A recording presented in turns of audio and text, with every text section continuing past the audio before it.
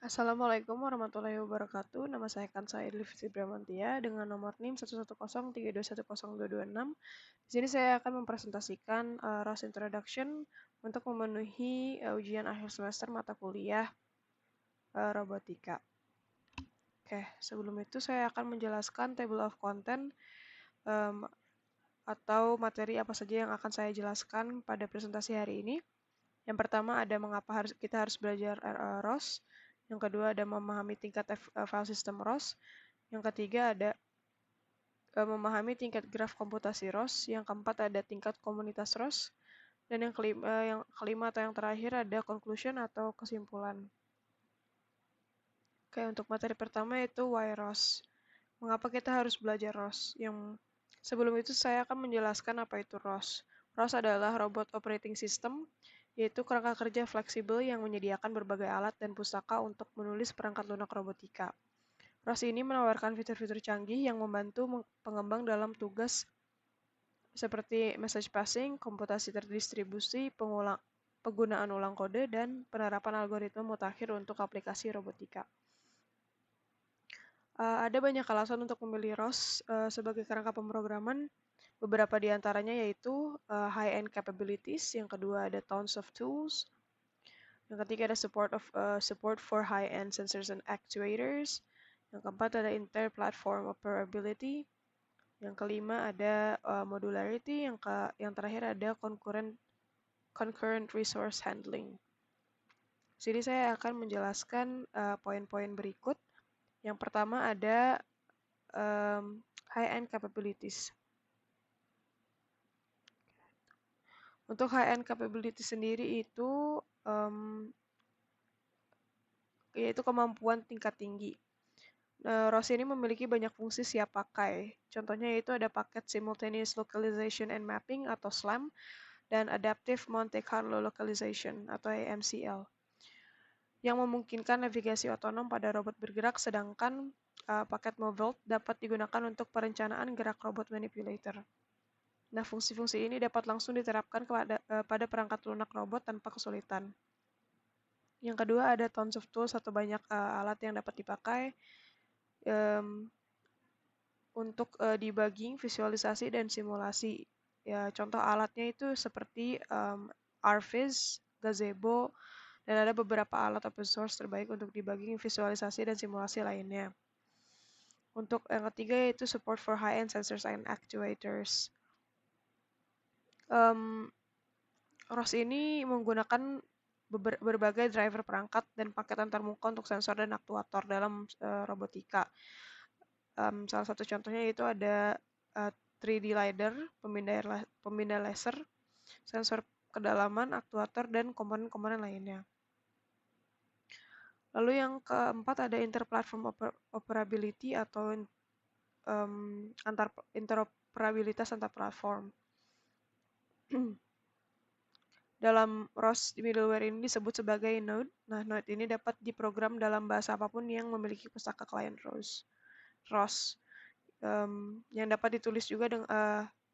ditulis dengan kode dengan menggunakan bahasa C++ atau C, serta node lain yang menggunakan Python atau Java. Lalu ada modularity.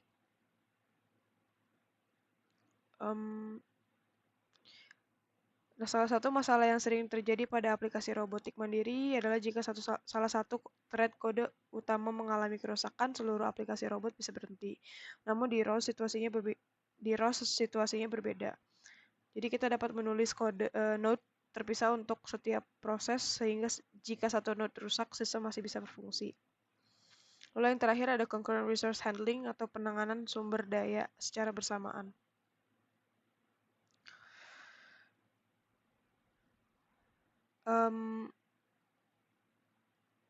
Untuk di ROS ini kita dapat mengakses perangkat menggunakan topik ROS dari driver ROS. Nah, jumlah node ROS apapun dapat berlangganan pesan gambar dari driver kamera ROS, dan setiap node dapat memiliki fungsionalitas yang berbeda. Hal ini dapat mengurangi kompleksitas komputasi dan meningkatkan kemampuan debugging sistem secara keseluruhan. Selanjutnya ada rows distribution. Untuk total rows distribution sendiri ini ada 13 macam. Namun yang disarankan untuk digunakan yaitu ada 4 atau ya ada 4.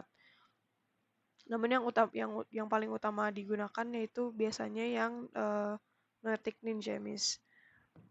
Nah, keempat ini yaitu ada Noetic Ninjamis, Melodic Morenia, Lunar Loggerhead, dan Kinetic Kame.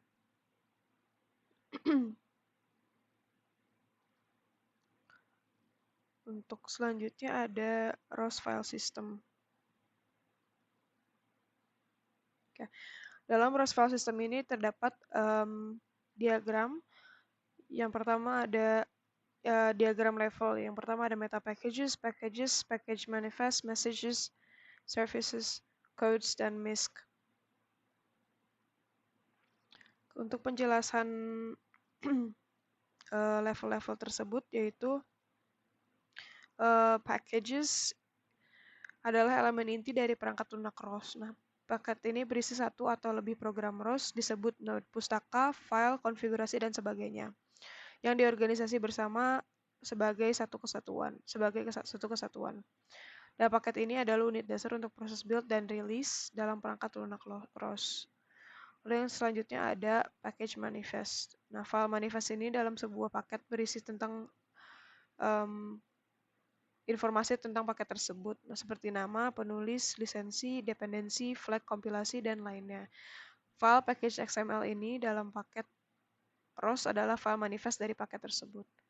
Yang ketiga ada meta packages. Meta packages ini kumpulan dari satu atau lebih paket terkait yang dapat dikelompokkan secara longgar.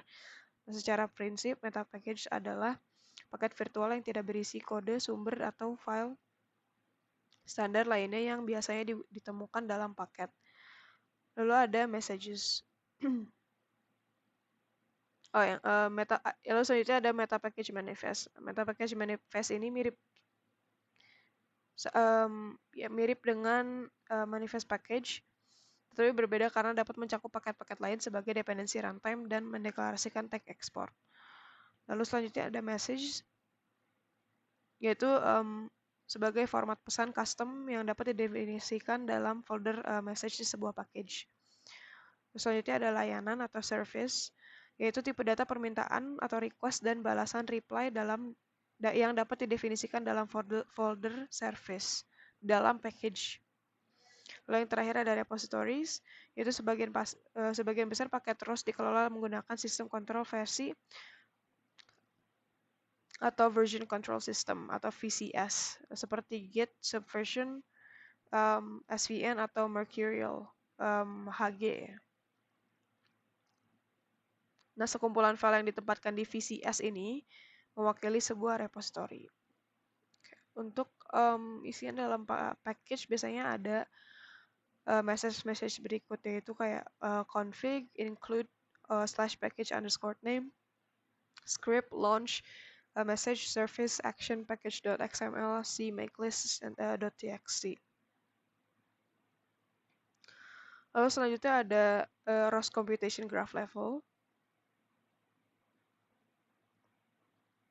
Dengan diagram yang sama, yang pertama ada nodes, master, parameter server, messages, topics, services, dan bags.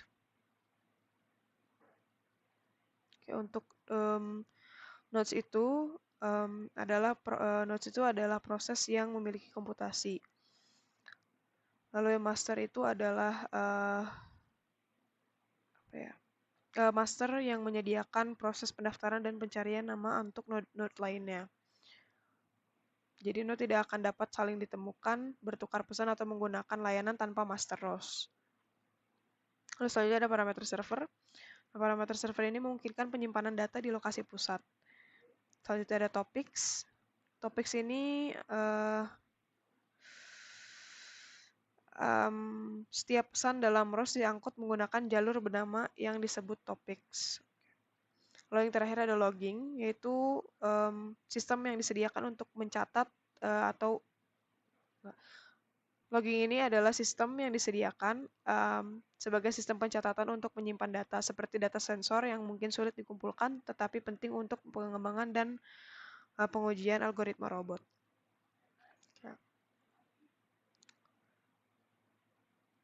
Lalu ada ROS community level. Di sini ada distribution, repositories, wiki, ROS system ticket bug atau bug ticket system, mailing list, ROS answers, dan blog. Saya akan menjelaskan masing-masing fungsinya. Jadi di ROS ini menyediakan sebuah community level distribution, yaitu mirip dengan distribusi Linux. Nah, distribusi ROS adalah kumpulan meta paket atau meta packages yang telah diberi versi dan dapat diinstal. Yang dimaksud dari distribution adalah ini dan ini. Lalu yang selanjutnya ada repositories, yaitu suatu repository yang dimana berbagai institusi dapat mengembangkan dan merilis komponen perangkat lunak robot mereka sendiri. Lalu ada wiki ROS, yaitu komunitas ROS atau forum untuk mendokumentasikan informasi tentang ROS seperti Wikipedia. Lalu selanjutnya ada bug ticket system, yaitu jika kita menemukan bug dalam perangkat lunak yang ada atau perlu menambahkan fitur baru, kita dapat menggunakan sumber daya ini untuk melaporkannya. Lalu selanjutnya ada mailing list. Nah, ini kita dapat menggunakan daftar email ROS users untuk mengajukan pertanyaan tentang perangkat lunak ROS dan berbagai masalah pemrograman dengan komunitas. Lalu yang selanjutnya ada ROS answers. Itu sebuah situs atau website, bukan website, sebuah situs web. Nah, ini membantu kita mengajukan pertanyaan terkait ROS. Jadi jika kita jadi kita bisa memposting kayak sebuah keraguan kita di situs ini gitu. Dan kita bisa juga melihat sebuah solusi dari keraguan tersebut. Oke, yang terakhir ada blog. Nah, blog ROS ini memberikan pembaruan berita, foto, dan video terkait komunitas ROS. Nah, untuk conclusionnya, ROS ini menjadi kerangka perangkat lunak yang populer di kalangan ahli robotika dan sangat penting untuk karir sebagai insinyur robotika. Oke, sekian untuk presentasi chapter 1. Mohon maaf apabila ada kesalahan dan kekurangan. Terima kasih. Wassalamualaikum warahmatullahi wabarakatuh.